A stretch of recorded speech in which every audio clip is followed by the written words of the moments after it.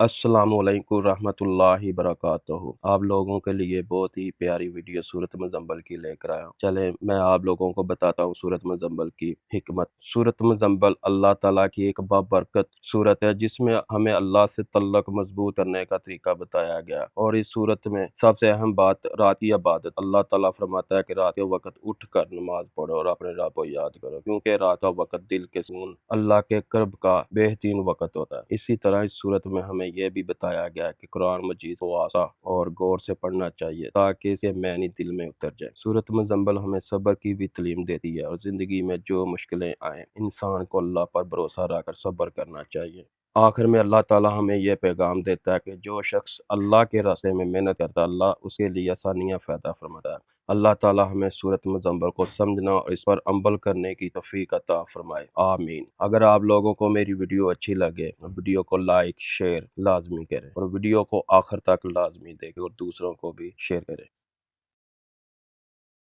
أعوذ بالله من الشيطان الرجيم بسم الله الرحمن الرحيم يا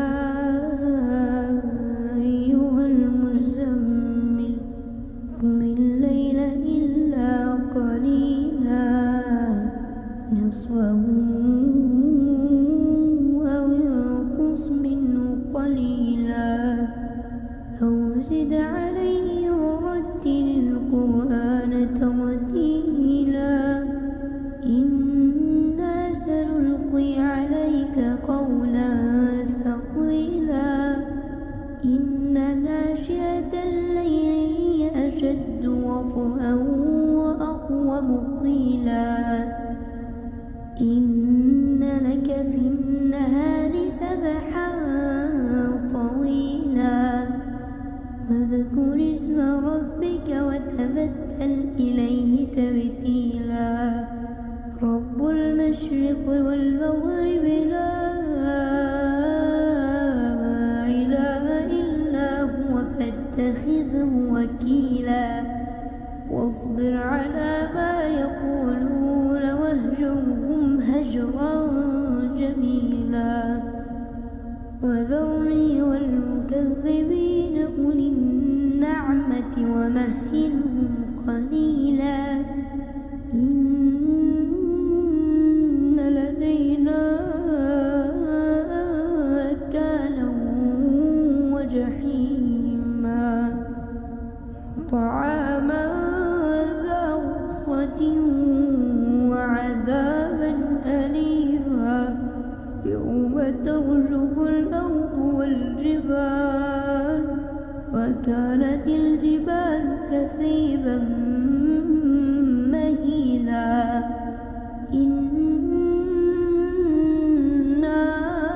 أرسلنا إليكم رسولا شاهدا عليكم كما أرسلنا إلى فرعون رسولا فعصى فرعون الرسول فأخذناه أخذا وبيلا فكيف تتقون إن كفرتم يوما يجعل الولدان شيبا السماء منفطر به كان وعده مفعولا إن هذه تذكرة فمن شاء اتخذ إلى ربه سبيلا إن ربك يعلم أنك تقوم أدنى بها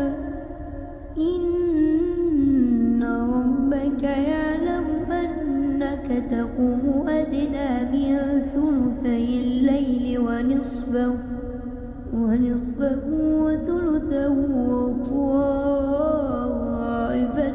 من الذين معك والله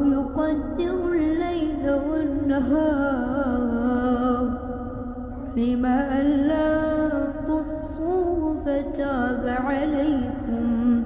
فاقرؤوا ما تيسر من القرآن. علم أن سيكون منكم مرضى وآخرون يضربون في الأرض يبتغون من فضل الله وآخرون يقاتلون في سبيل الله فاقرؤوا ما تيسر منه وأقيموا الصلاة وآتوا الزكاة وأقرضوا الله قرضا حسنا وما تقدموا لأنفسكم من خير تجدوه عند الله هو خير